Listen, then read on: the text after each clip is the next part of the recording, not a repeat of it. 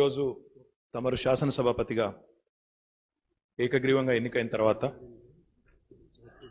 ఈ మాట చెప్పడం అతిశయోక్తి కాదని నేను అనుకుంటా ఉన్నాను అధ్యక్ష. ఎందుకంటే ఒక రైతు బిడ్డ స్వయంగా ఒక రైతు శాసనసభాపతిగా కొలువు తీరడం, శాసనసభకు నాయకుడిగా కూడా ఒక రైతు బిడ్డ ఒక రైతు ఉండడం వల్ల ఈరోజు రాష్ట్రంలోని రైతులందరూ కూడా అటు శాసనసభాపతిగా ఇటు శాసనసభకు నాయకుడిగా స్పీకర్ హోదాలో ముఖ్యమంత్రి హోదాలో రెండు ఉన్నతమైన పదవుల్లో రైతు బిడ్డలే ఉండడం వల్ల రాష్ట్రంలోని రైతులందరూ కూడా సంబరపడతా ఉన్నారన్నంలో అతిశయోక్తి లేదని చెప్పేసి తమరికి నేను విజ్ఞప్తి చేస్తా ఉన్నాను అధ్యక్ష. ఈరోజు లక్ష్మీపుత్రుడుగా ముఖ్యమంత్రి గారు స్వయంగా తమరికి నామకరణం చేసుకుని మీ హయాంలో మీ సారథ్యంలో వారి మార్గనిర్దేశనంలో మరి రాష్ట్రంలో రెండవ హరిత విప్లవానికి కూడా తమరు వ్యవసాయ శాఖ మంత్రిగా ఉన్నప్పుడే బీజం పడింది అనడంలో కూడా ఎలాంటి అతిశయోక్తి లేదనే మాట కూడా ఈ సందర్భంగా నేను తమరికి వినయంగా విన్నవించుకుంటా ఉన్నా అధ్యక్ష.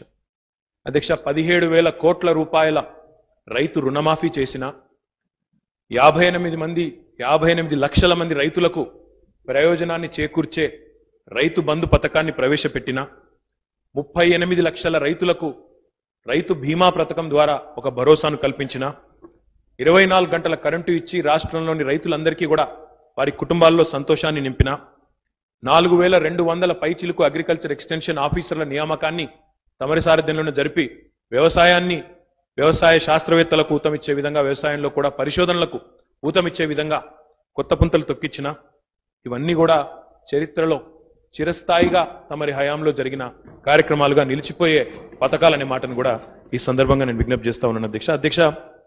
తమరితో సన్నిహితంగా పనిచేసే అదృష్టం కూడా మాకు ఇక్కడ కూర్చున్న చాలా మంది మిత్రులకు కలిగిన విషయం కూడా తమకు తెలిసింది అధ్యక్ష. తమరు బాన్స్వాడలో ఉప ఎన్నిక సందర్భంగా గౌరవ ముఖ్యమంత్రి గారి ఆదేశం మేరకు మేమందరం కూడా ఆనాడు మీ గెలుపు కోసం పనిచేసే క్రమంలో బీర్కూర్ మండలంలో నేను కూడా పనిచేశాను అధ్యక్ష.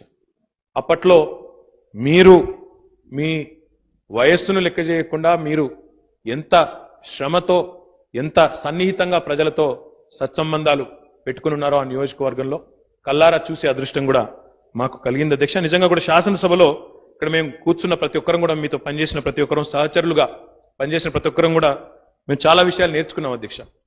ప్రతి శాసనసభ సమావేశంలో తమరు ఒక నోట్బుక్ పెట్టుకునేది.